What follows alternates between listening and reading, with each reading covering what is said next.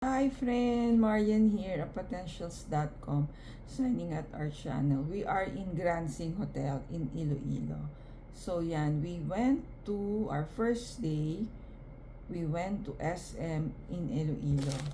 So may book sale in SM Iloilo. So this is our hall in SM Iloilo. Ma'am Marian, what are you doing with your books? Ayan. Yung books we read talaga, mahilig tayong mag-read po. We are still a teenager, read na po tayo. Kaya even before, marami na tayong book collection. So the first one is Just Walk Across the Room ni Bill Hybels. I think he is the father of Shauna, the author of Present Over Perfect. Yan, 39 pesos only. It's also a workbook or participant's guide about your spiritual journey. So there's a discussion. So ano ba yung topic nito? Talks about the single greatest gift, living in 3D, the power of story, grander vision living, prayer request. So first, there's an introduction of the topic. Then, may mga guide siya on mga Bible verses that you have to read. And then, mga reflection. And you have to, may mga videos din that you have to watch. Video opener. Think of your favorite interest, hobby, or recreational activity. Who would you like to spend a day with in order to soak up their knowledge and expertise in their areas? Ayan.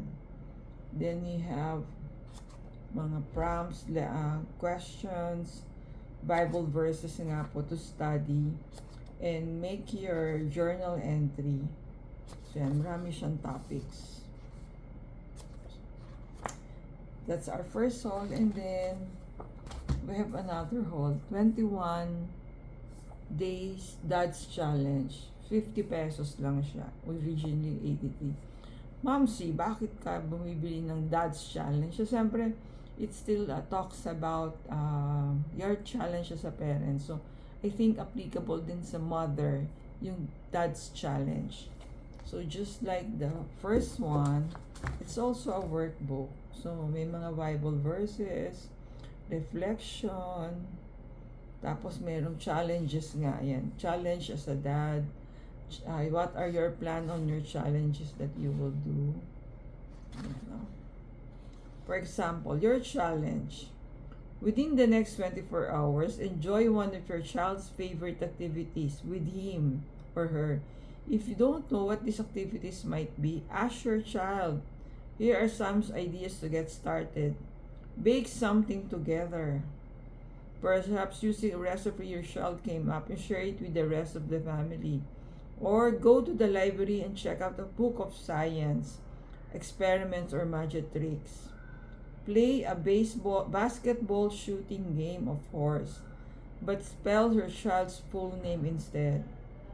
Build a replica of your home using Legos, toothpicks, or graham crackers, or cake icing.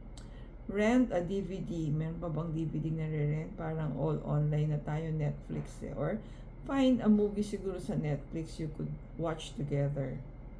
If you have a teen who's learning to drive, let him chauffeur you to a restaurant for pizza or pick up a toppings. And then, ano yung plano? In the following space, name 3 things your child likes to do with you. Try to think of at least one that not your personal favorite. Which of these 3 things will you do with your child tonight? Yan. Kumbaga, there's a challenge and ano yung action steps mo. So, ito yung ating haul from SM Iloilo Book Sale. Thank you for watching. See you in our next video.